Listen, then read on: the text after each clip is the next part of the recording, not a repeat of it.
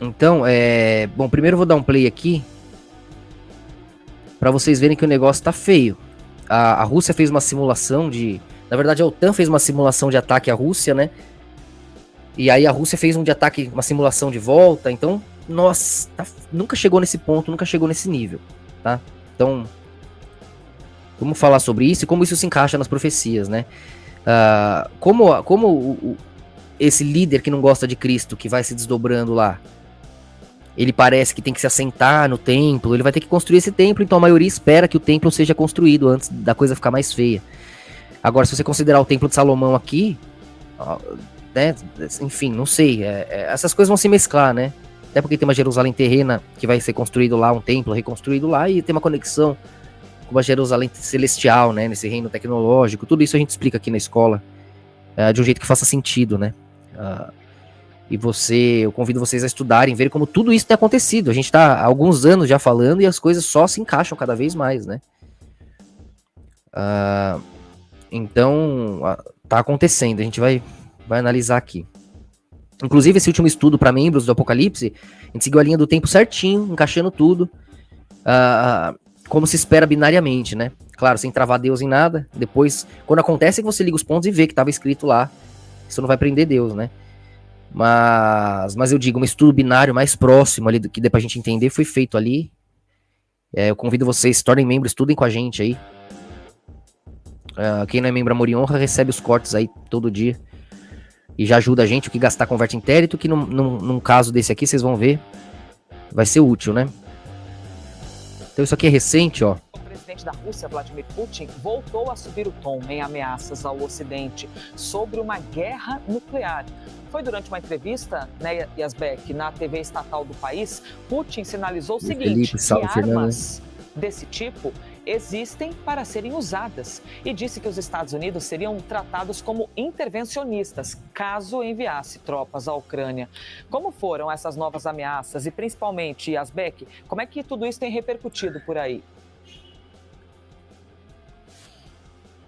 Oi, Elisa, bom dia a todos que nos acompanham. Mais ameaças nucleares, então, do presidente russo Vladimir Putin, que acontecem às vésperas das eleições na Rússia, que vão... Vamos parar, senão eu vou tomar um strike aqui, né?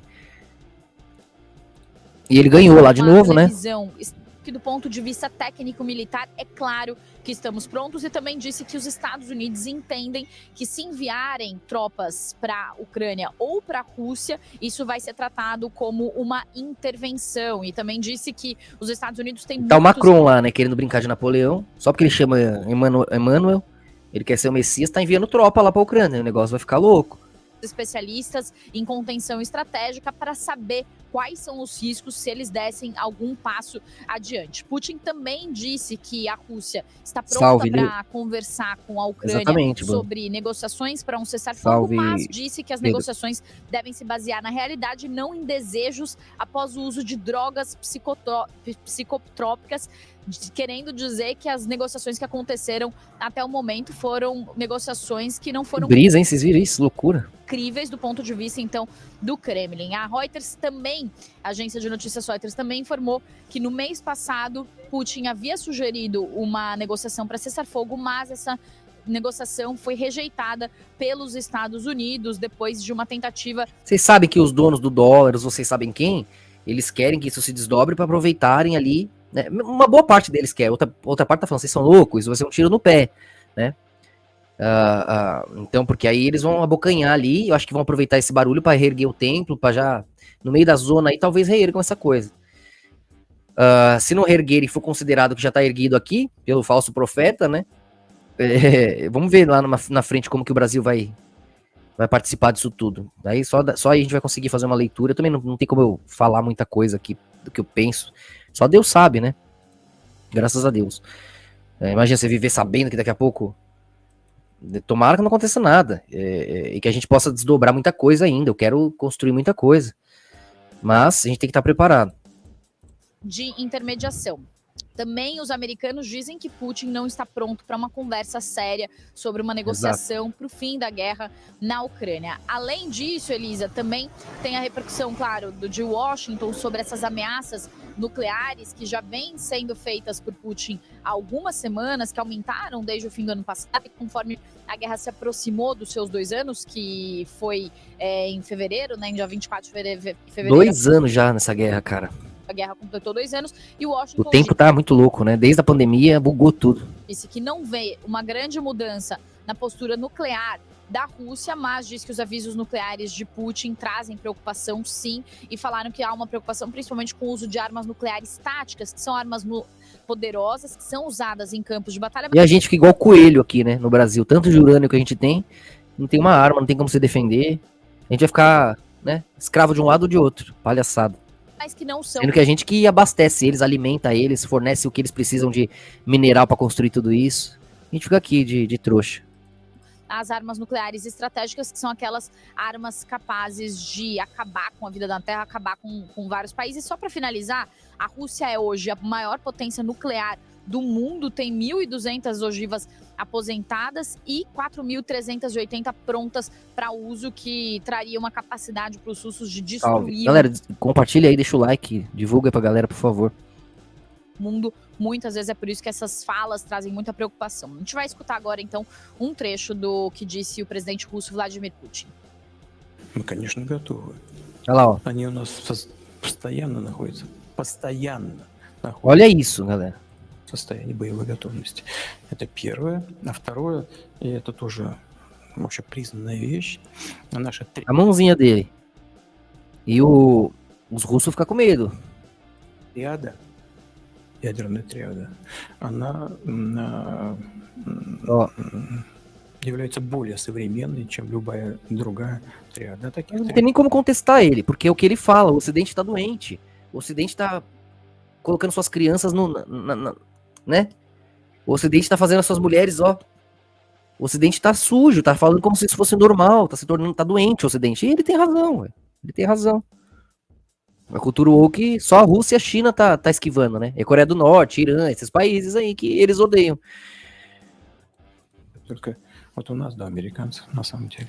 И мы здесь продвинулись гораздо больше. У нас... Inclusive tem um monte de americano fugindo pra Rússia pra casar com russa. Que ainda as mulheres lá ainda são tradicionais, né? Um monte de americano fugindo pra casar com porto-riquenha. Que as mulheres ainda têm mulher tradicional, né? Nenhum homem quer casar com essas modernetes, velho.